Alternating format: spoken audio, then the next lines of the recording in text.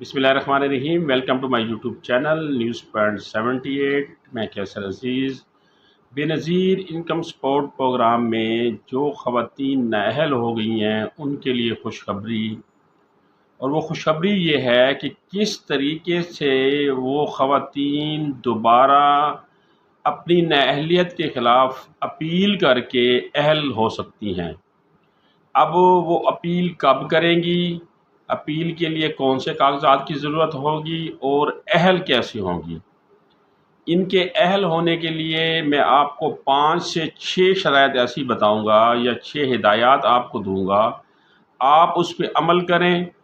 आपको मैं 80% ये यकीन दिलाता हूँ कि आप बेनज़ीर कफ़ालत प्रोग्राम में अहल हो जाएंगी अगर आप मेरी बताई हुई इन 6 हिदायत के ऊपर मुकम्मल तौर पर अमल करें और फिर जाकर अपनी रजिस्ट्रेशन कराएं या अपनी अपील का हक़ इस्तेमाल करें तो आप अहल हो सकती हैं। अब नाअहल होने के बाद जो अपील का हक़ है वो आपको दिया जाता है जब आप 8171 पोर्टल के ऊपर अपना स्टेटस चेक करते हैं, तो वहाँ ये कहा जाता है कि आप कफ़ालत प्रोग्राम के लिए अहल नहीं हैं। आपका अगला सर्वे फ़लाँ डेट, फ़लाँ मंथ और फ़लाँ साल को होगा। तो जिस डेट की वो पोर्टल आपको इतला दे रहा है, जिस डेट का आपको कह रहा है, उस डेट से पहले आपने इन 6 शराइत पर अमल दरामद करना है और उसके बाद जाकर आपने अपना अपील का हक़ इस्तेमाल करना है। आप जब अपने अपील का हक़ इस्तेमाल करेंगे तो आप अहल हो जाएंगे। अब उन 6 चीज़ों में सबसे पहली चीज़ ये है कि अगर आपका शनाख्ती कार्ड बना हुआ है तो वो एक्सपायरी ना हो। दूसरा, अगर आप बेवा हैं तो आप नादरा के दफ्तर में जाएं और अपने कवायद में बेवा इंदराज कराएं, अपने खामन का डेथ सर्टिफिकेट साथ लेकर जाएं। अगर आप तलाक याफ्ता हैं तो कंप्यूटराइज तलाकनामा लेकर नादरा के ऑफिस में जाएं और वहां अपने कवायद में तलाक याफ्ता या मुतलका जो है वो अपडेट कराएं। इसी तरह आपके जितने बच्चे हैं तमाम बच्चों का बे फॉर्म आप बनवाएं। अगर आपके 2 बच्चे हैं और आपने एक बच्चे का बे फॉर्म बनवाया हुआ है तो आप दूसरे बच्चे का भी बे फॉर्म बनवाएं। यानी आपके जितने बच्चे हैं तमाम बच्चों का आप बे फॉर्म बनवाएं। पहले तो शर्त ये हो गई, या पहली आपके लिए इंस्ट्रक्शन जो मैं आपको दे रहा हूँ वो ये हो गई कि अपना शनाख्ती कार्ड और बे फॉर्म के जो कवायद हैं उसे अपडेट कराएं।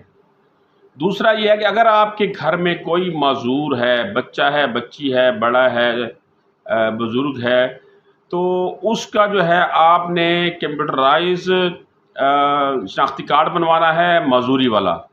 जो माजूर अफराद के लिए शनाख्ती कार्ड बनता है जिसके ऊपर व्हील चेयर का निशान बना होता है वो आपने बनवाना है। और जब आपने नए सर्वे में जाकर अपने अपील का हक़ इस्तेमाल करना है तो तब आपने उस माजूर अफराद का जो है वो इंदराज कराना है कि ये जो फ़र्द है ये हमारे घर में रहता है और हमारी ज़ेर कफ़ालत है। नंबर 3, आपने फौरी तौर पर जैसे आप नाअहल होंगे तो दोबारा आपने रजिस्ट्रेशन करवानी है, तो उससे पहले नाअहल होने के फौरी बाद आप जायदाद की खरीद फ़रोख्त रोक दें। मसलन आप अपना मकान बेचना चाह रहे हैं, फ़िलहाल उसे रोक दें जब तक आपकी नई रजिस्ट्रेशन नहीं हो जाती और उसमें आप अहल नहीं हो जाती। या आप कोई प्रॉपर्टी ख़रीदना चाह रही हैं, कोई प्लॉट ख़रीदना चाह रही हैं, तो उसको फ़िलहाल रोक दें जब तक कि आप अहल नहीं हो जाती। और ये जो प्रॉपर्टी का जो ख़रीद और फ़रोख्त का काम है ये मियाँ बीवी दोनों स्टॉप कर देंगे, क्योंकि मियाँ का जो असासे होंगे वो बीवी के साथ शो होती हैं और बीवी के असासे मियाँ के साथ शो होती हैं। तो BSP वाले जब आपका स्टेटस लेते हैं असाजात के मामले में तो मियाँ के नाम जो प्रॉपर्टी होती है और बीवी के नाम प्रॉपर्टी होती है उन दोनों का वो जायज़ा लेती हैं। नंबर 4, मोटरसाइकिल या कार आपके नाम थी, आपने उसे सेल कर दी तो फौरी तौर पर उसको अपने नाम से ख़त्म करा के जिसको आपने बेचा है उसके नाम वो ट्रांसफ़र कराएं। और अगर आप कोई मोटरसाइकिल या गाड़ी ख़रीदने का इरादा रखते हैं, इंस्टॉलमेंट पे रखते हैं या नकद पे रखते हैं, तो फ़िलहाल उसे पोस्टपोन कर दें। नंबर 5, आप कम से कम मोबाइल बैलेंस इस्तेमाल करें और गैर ज़रूरी सिमें अगर आपके पास हैं तो उसे ख़त्म कर दें।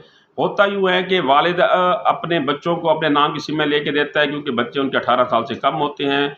इसी तरह वालदा जो है वो अपने बच्चों को सिमें लेके दे देती है, तो घर में 8-10 सिमें चल रही होती हैं मियाँ बीवी के नाम, और फिर वो 8-10 सिमों का जो है वो बैलेंस कैलकुलेट होता है और वो जितना बैलेंस इस्तेमाल होगा वो BSP वाले जब स्टेटस लेंगे تو آپ کا مہینے کا 3-4 ہزار روپے کا بیلنس وہاں شو ہو رہا ہوگا، جس کی وجہ سے آپ نااہل ہو سکتے ہیں۔